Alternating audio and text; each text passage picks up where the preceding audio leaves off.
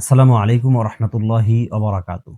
সুপ্রিয় দর্শক শ্রোতা ভাই বোনেরা, কাছে কিংবা দূরে, দেশে কিংবা প্রবাসে, যারা যেখান থেকে আমাদের সাথে যুক্ত আছেন সবাইকে আন্তরিক শুভেচ্ছা ও অভিনন্দন। দর্শক, আজ আমরা আলোচনা করব, স্বপ্নে যদি কেউ হিংস্র প্রাণী দেখে তাহলে সেটা দ্বারা কি বোঝা যায়?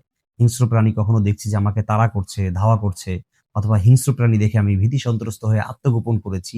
আসলে এগুলো ভালো লক্ষণ না খারাপ লক্ষণ? এটা থেকে আমাকে কি ধরনের বার্তা দেওয়া হচ্ছে?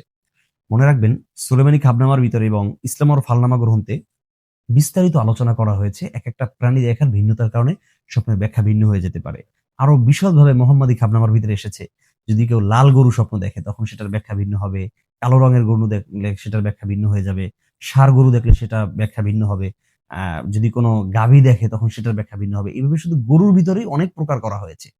কিন্তু মৌলিকভাবে তাফসীরুল আহলাম গ্রন্থে বলা হয়েছে যে হিংস্র প্রাণী দেখা এটা একজন মানুষের শত্রু বা তার দুশমন আছে এমন কিছু বোঝা যায়।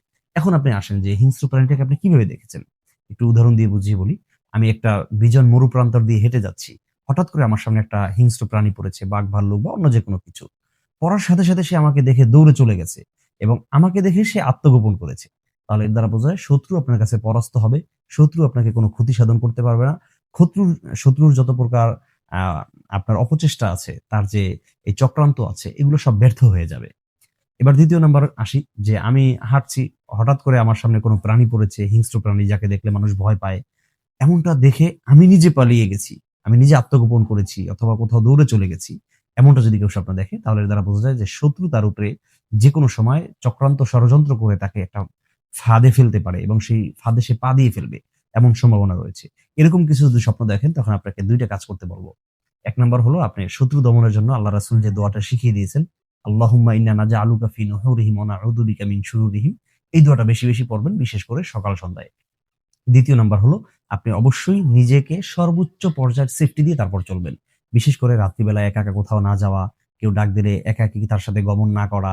যেকোনো জায়গায় আমি একা, একা যাব না। বিশেষ করে রাত্রির সময়গুলোতে আমরা কখনোই বের হওয়ার চেষ্টা করব না। সবসময় নিজেকে যতটুকু পারা যায় নিজের নিরাপত্তা নিয়ে তারপর চলাচল করব। দর্শক, আল্লাহ তাআলা আমাদের সবাইকে সকল অনিষ্টকর স্বপ্ন থেকে বেঁচে থেকে ভালো, ভালো স্বপ্ন দেখে সেগুলো আমাদের জীবনে বাস্তবায়ন করা ও উপভোগ করার তৌফিক দান করুন। আল বিদা, মা আসসালামা।